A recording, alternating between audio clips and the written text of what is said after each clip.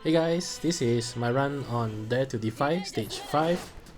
I really wanted to try a no FR run, but when I looked through the boss's mechanics, I think this is one stage where you really have to do an FR, because when the bosses drop below 39%, it will heal itself 1% HP anytime you take a turn, and this includes even turns in your BT or summon mode, and that healing on Dare to Defy is 950,000 HP per turn, which really makes it very difficult to do a no FR run in the tight turn requirement of 75. Anyway, the party here is the Machina and Kam'lanaut combo, and the MVP here is Wakka. Sorry, couldn't help it. Why Wakka? Well, one of the biggest challenge here is that the boss is immune to any debuff that will prevent action. And unfortunately, if you really want to hit plus 80% with Kam'lanaut's FR, you need to launch while the boss is debuffed with a debuff that prevents action. It sounds counterintuitive, but there is one debuff that prevents action that the boss is not immune to, and that is Wakka's action reels from his LD. Wakka's LD, when used, debuffs an enemy with 6 turns of his status reels, and the effect differs depending on RNG. When the debuff lands and anytime the boss takes an action, the debuff changes into one of 3 effects, one being a 50% reduction across all stats, second being a BRV Freeze effect similar to Setza's Freeze Joker, and the third being a confusion style paralysis. And the third is the debuff that you are aiming to get. Now it sounds pretty RNG, but if you have Wakka in your main party, using his LD will land the debuff for 6 turns rather than 2 turns if you use him as a call ability, and the fact that the debuff changes every time the boss takes an action means that it's actually not that hard to line up the confusion style debuff on the boss. Besides which, also you can use Wakka's LD a few times to try to score that debuff throughout the course of the fight as you are setting up as well. Now at the start of the fight, the boss will get instant turns and warp its turns if it has 6 or less debuffs on itself, and on its third turn the boss will use a devastating AoE HP attack that you actually likely will not be able to survive. And that's where Wakka actually comes in as well. As long as you land his LD debuff before the boss's third turn, the boss will either be paralyzed or will be able to deal 0 damage due to the BRV Freeze effect from his debuff, or the 50% reduction in stats should reduce damage significantly as well. The goal at the start is to try to land 7 or more debuffs as quickly as possible, and this is where the Faris LD call comes in. Unfortunately, I tried with Seymour LD call and base call, which lands 4 debuffs, and the 1 debuff difference between a Seymour call and a Faris call makes a world of difference. You really want a call ability that can land 5 debuffs at once in order to quickly hit the threshold of 7 or 8 debuffs on the boss and prevent the boss from warping its turns.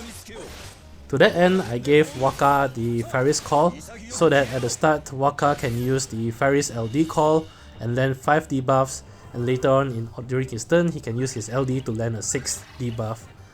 Machina and Kam'lanaut each have 1 debuff in terms of Machina's LD Spiral Linchpin and Kam'lanaut's LD Addle debuff as well. And on top of that, you also have the Kurasame base call that can land 1 frame debuff. So in total, once you hit 7 debuffs, it shouldn't be that difficult to cap up on debuffs. And once that's done, the most difficult part of the fight is technically over. You may have to reset a couple of times depending on RNG and your starting turn order and who the boss is targeting. The boss may be able to get off the AoE Vapor attack and kill off some party members before you complete setting up your debuffs, in which case you can just reset and try again. But from my few attempts so far, it actually isn't that difficult to land the 7 to 8 debuffs required to stop the boss from turn warping. From that point onwards, it's really a matter of controlling the flow of the battle with regards to the boss. For the most part, you can ignore the two sweeper minions. They don't really do anything much beyond doing brave attacks and charging their own brave. For the boss in particular, right here the boss is about to take its third action and you can see it's targeting the entire party. This is the AoE HP attack and you want to ensure that Wakka's LD debuff is either on the paralysis state or the brave freeze state, otherwise you'll be taking a ton of damage from the attack. The idea is to just repeat this, ensuring that the boss always either has the paralysis debuff from Wakka or the brave freeze debuff before it gets its next turn. In the meantime, I'm using the opportunity to charge the FR meter and summon meter with both Kam'lanaut and Machina. Kam'lanaut enters into his BT plus pretty early on in the fight so that the party benefits from the BT plus aura, and from Machina you want to only use his BT plus right before you hit 100% force time. If the boss is about to get a turn and Wakka's debuff is on the step down, what you can do is to try to use Wakka's LD to reroll the debuff, hoping to get either the brave freeze or the paralysis debuff. The key though is that by the time you enter summon mode, you want the debuff to be on the paralysis state. One other final note before summon mode is that you want both Kam'lanaut and Machina to be at maximum force level 30, because in doing so, you can ensure that you hit your 100% force time before the bosses do.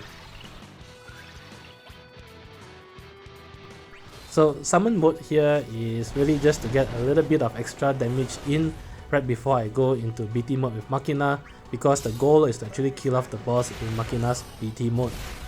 And by popping summon mode, you get these 6 extra turns of damage while freezing the boss's force gauge. The goal here is to set up the Kurasame LD call so that I can ice enchant Machina, and then I'll be using Kam'lanaut's FR ability right at the tail end of summon mode. Importantly, like I said, Wakka's LD debuff must be in the action wheels, which is the confusion style paralysis. If it's not, you must spam Wakka's LD until you get that debuff up.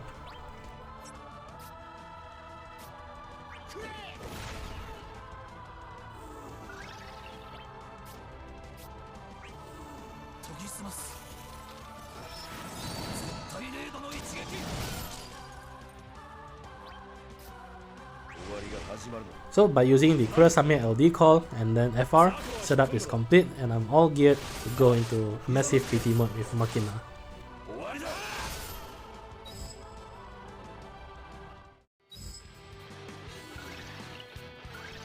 Before entering into Machina's PT mode, obviously what you want to do is also use the Seed Rain's LD call to enable launch during his burst mode, and I also used one round of his LD just to take down the force time by 1 turn and to get the plus 80% before going into his PT mode.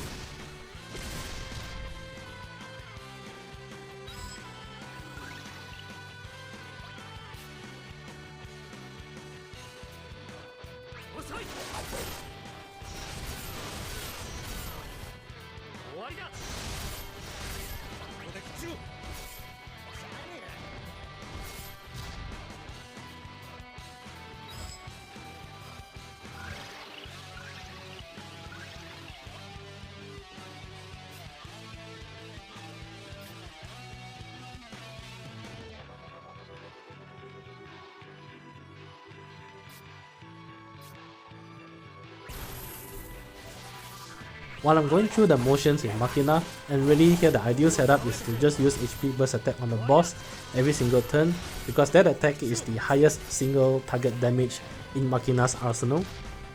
The drawback with Wakka is that he doesn't regen brave every turn. Kam'lanaut does due to his BT effect, but for Wakka, what you want to do is actually just spam brave attack every time during knockback, so that you can at least deal some amount of HP damage at the last part of the BT mode. My Machina does have a 505 ultimate weapon, so does Kam'lanaut. The key is Machina's ultimate weapon, Kam'lanaut's is less important. It may be possible to do this with a lesser built ultimate weapon, but as much as possible you do want an ultimate weapon on Machina.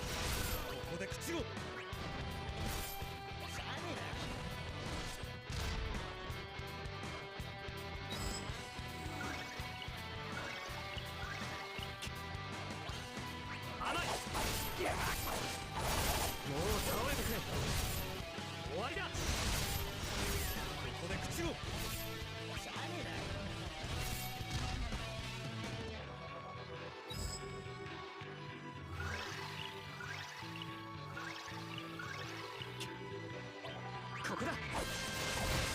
決めるぞ。みんな力を貸してくれ。もらった。負けられないんだ。Nice. So that's it for this run. As always, if you enjoyed the content, please leave a like, comment, subscribe. Really helps a lot. Till then, I'll see you guys in the next Dare to Defy stage. Bye!